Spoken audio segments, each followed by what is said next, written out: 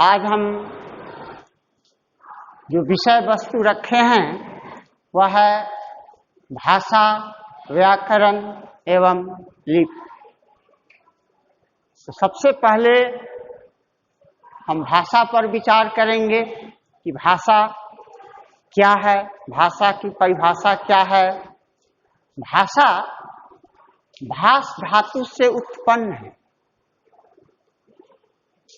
भाषा भाष धातु से उत्पन्न है। यह एक मनोवैज्ञानिक तथ्य है कि यह अंतर्मुखी भाषा भी होती है, बहिर्मुखी भाषा भी होती है। लेकिन व्याकरण में हम लोग इस बात को ध्यान रखते हैं कि भाषा या छात्रों को सुगमता से समझाने के लिए भाषा मूलतः दो होती है, एक मौखिक भाषा, दूसरा लिखित। और अतिरिक्त में सांकेतिक भी हम इसको मान लेते हैं। मौखिक भाषा जो भाषा बोली के रूप में प्रयुक्त है, हम जब एक दूसरे से बोलते हैं, कुछ कहते हैं, तो वह मौखिक भाषा का दर्जा है। भाषा मन के भाव विचार की उपज होती है, जो हम सोचते हैं और आपसे किसी अन्य से बोलते हैं या किसी विषय वस्तु के बारे में उस पर चर्चा करते हैं। तो जब हम बोलकर उसको प्रयोग में लाते हैं तो वह भाषा मौखिक भाषा कहलाती है। और उसी बात को जब हम लिखकर श्याम पट पर लिखें, अभ्यास पुस्तिका पर लिखें, पत्र लिखें, निबंध लिखें, तो यह भाषा जो लिखित प्रमाणिक है वही भाषा लिखित भाषा का रूप लेती है। अतः मूलतः भाषा दो प्रकार की है, जो मौखिक के रूप में और लिखित के रूप में जानी जाती है। और अतिरिक्त अब आजकल पहले से भी लोग इशारों में आपस में कुछ बात कर लेते हैं। आप अपने मन में जो कुछ सोचते हैं, भाव विचार विश्लेषण व्याख्या, और किसी दूसरे से आप कुछ कहना चाहते हैं, कोई आपके हितैषी हैं, मित्रगण हैं, आपस में एक गहरा संबंध है, तो आप इशारों से ही, नैन के सैन्य से ही आप अपने मन की बैन बांट देते हैं। वह भी एक सांकेतिक भाषा है।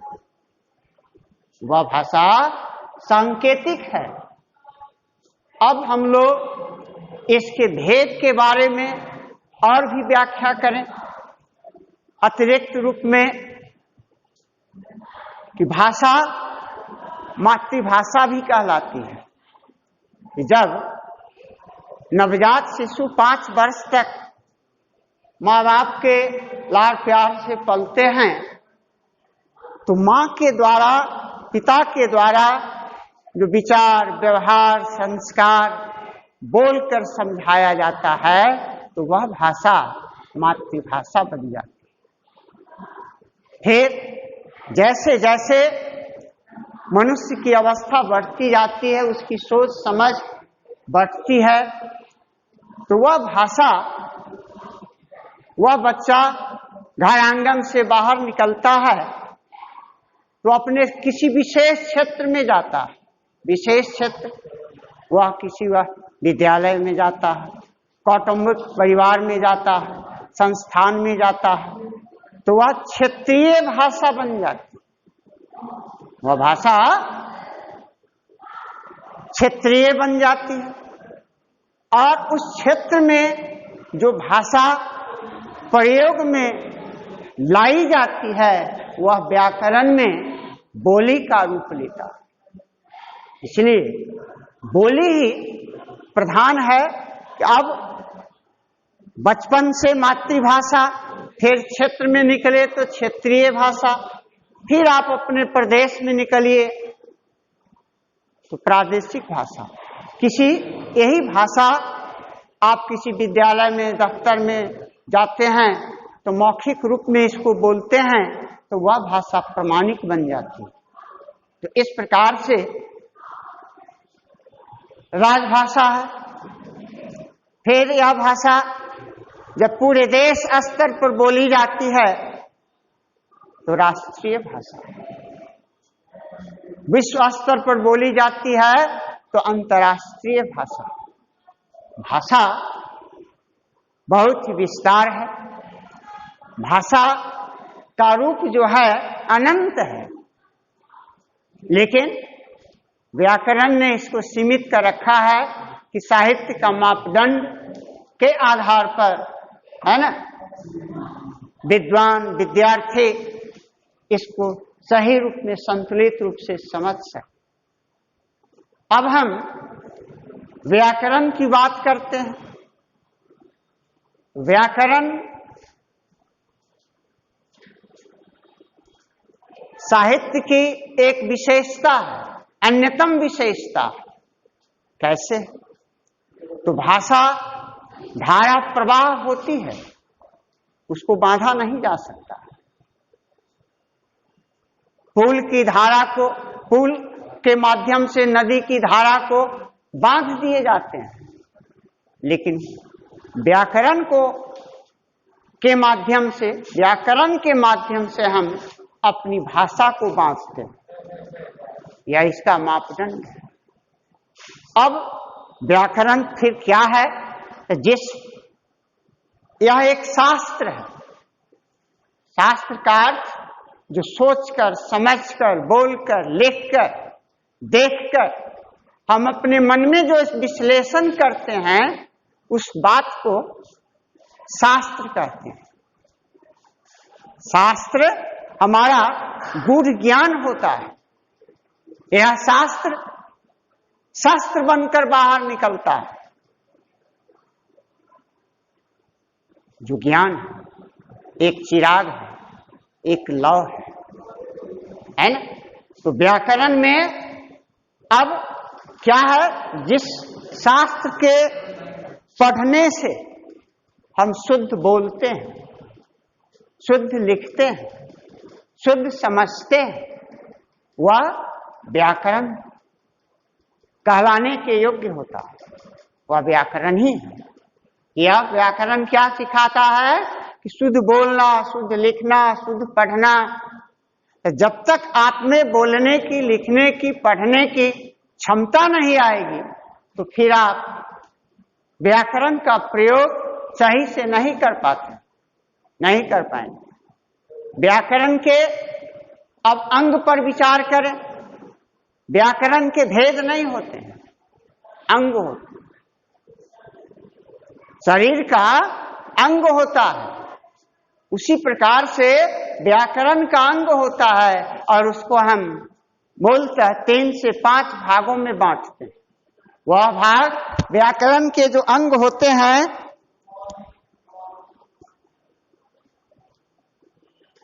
वह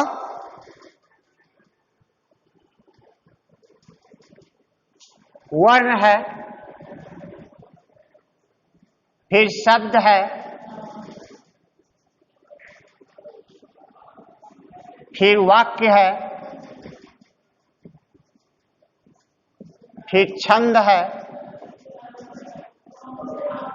और अंततः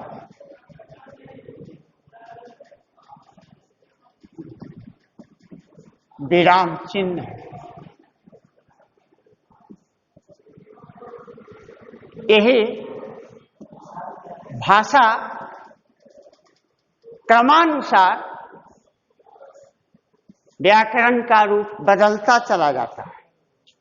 वर्ण है, वर्ण क्या है? तो वर्ण जो है सूक्ष्म ध्वनि है। वह एक स्वतंत्र, जो पहला अक्षर आप सो कर उठे, जाग कर उठे, या मुंह के अंतर्मुखी से जो बाहर सांस निकलता है, जिस रूप में निकल जाए वह वर्ण है। अतः वर्ण का विभाजन नहीं होता है, वह मूलतः ध्वनि है। इसलिए विद्वानों ने कहा कि वर्ण उस ध्वनि को कहते हैं जिसको खंडित या टुकड़ा नहीं किया जा सकता। व्याकरण में जो अंग आता है वह वर्ण के साथ इसमें विचार जुटता, इस पर विचार करने की जरूरत है। इसलिए पहला अंग जो व्याकरण का होता है वह वर्ण विचार होता है। वर्ण से ही शब्द निर्मित होते हैं, तो शब्द विचार बन जाता है। कई शब्दों को मिलाते हैं, एक छोटा सा वाक्य बनता है, तो फिर वाक्य विचार बन जाता है। जब वाक्य को हम विराम देते हैं तो उसमें एक छंद लगाते हैं, उसकी सुंदरता को बढ़ाने के लिए, वाक्य में निखार लाने के लिए तो कुछ छंद जोड़ देते हैं। फिर इसकी पूर्णाहुति, उसका जो अंत करते हैं तो एक विराम चिन्ह से, चाहे वह आपका अल्प विराम हो, अर्ध विराम हो, पूर्ण विराम हो, उद्धरण चिन्ह हो, तो इस माध्यम से हम इसके एक एक वर्ण से पहला सोपान जो है व्याकरण का वह वर्ण विचार है। फिर इसके बाद शब्द विचार है, वाक्य विचार है, छंद विचार है और अंततः चिन्ह विचार है, जिसको हम विराम चिन्ह लिखे हैं या चिन्ह जो है चिन्ह विचार के रूप में पढ़ी जाती है। तो आपने व्याकरण के अंगों की